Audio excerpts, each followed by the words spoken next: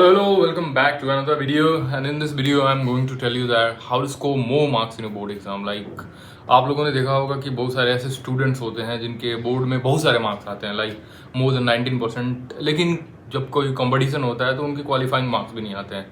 तो इसका मतलब ये हुआ कि वो पढ़ने में बहुत तेज तो नहीं है, लेकिन कुछ ना कुछ ऐसे टेक्निक्स होती हैं जिनको अपना कर आप बहुत ज़्यादा ना पढ़ के, बहुत कम पढ़ के बहुत ही अच्छा मार्क्स ला सकते हैं, जिससे आप अपने घर वालों को इम्प्रेस कर सकते हो और रिश्तेदारों को जला सकते हो। एग्जाम होता है वो सारे सिनेरियो से इंटायरली डिफरेंट होता है कंपटीशन से, ऑब्वियसली, क्योंकि कंपटीशन में जो आप बैठते हो तो वहाँ पे आपके पेपर सेट अलग होते हैं और सवाल का जो सीक्वेंस होता है वो भी अलग होता है। आपके खुद दिमाग लगा के सारे क्वेश्चन सॉल्व करने पड़ते हैं और हर क्वेश्चन का आपको एक्यूरेट जवाब लिखना होगा, तभी आपको जाके नंबर्स मिलते हैं यहाँ पे।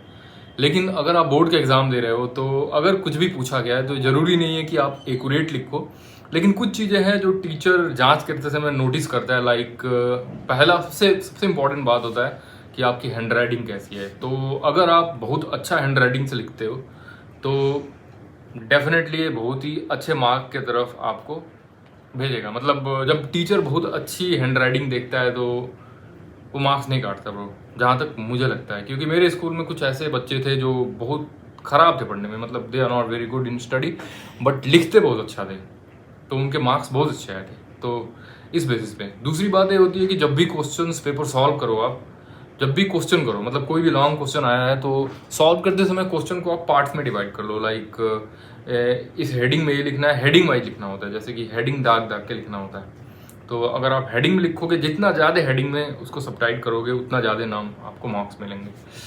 और फिर आता है नंबर ऑफ क्वेश्चंस। जितने भी क्वेश्चंस आते हैं, मैंने ये ऑब्जर्व किया है कि बोर्ड में जो भी क्वेश्चन आता है वो सब प्रीवियसली अगर 10 ईयर के क्वेश्चन लगा लो तो 70% से ज़्यादा आपको क्वेश्चन मिल ही जाएगा। तो ये भी एक टेक्निक है। तो आप लास्ट के 10 साल के क्वेश्चन लगाओ, उससे आपको ज़्यादा से ज़्यादा एक ही क्वेश्चन का मतलब कई बार एक्सपोजर होगा तो सारे सवाल आपको याद हो जाएंगे। तो आपको बहुत ज़्यादा दिमाग नहीं लगाना पड़ेगा। एग्ज़ाम में आया 10 का 10 लिख दो, तो सारे क्वेश्चन अटैम्प्ट करना भी एक बहुत इंपॉर्टेंट बात होता है, जिससे आपको मैक्सिमम से मैक्सिमम मार्क्स मिलते हैं। तो ये हो गया। और एक सबसे इम्पॉर्टेंट बात, बहुत सारे स्टूडेंट्स ऐसे होते हैं जो काफ़ी जब चेक होता है तो उसमें पैसे डाल देते हैं। और मैं बता दूं कि जो पैसे तुम डालते हो ना, वो भाई तुम्हारे स्कूल पे ही निकाल लेते हैं जहाँ एग्ज़ाम होता है। तो पैसे डालने का कोई फ़ायदा नहीं है, तो आप पैसे मत डालो।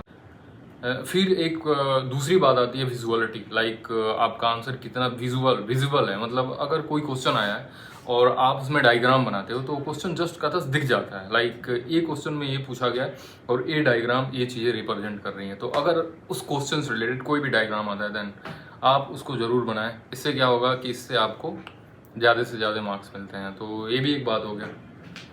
तो जहाँ तक मुझे सिखाया गया है ये 2-4 पॉइंट्स था। बाकी आप लोग स्टडी करते रहो और थोड़ा थोड़ा स्टडी करते रहोगे तो एक रिदम बना रहेगा, और एक बैग से छोड़ दोगे तो सब कुछ ब्लैंक हो जाएगा। तो खेलते रहो, मस्त रहो, और फिर मिलते हैं अगले वीडियो में। तब तक के लिए बाय।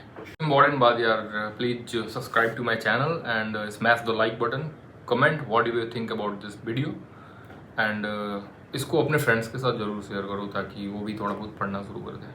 बाय।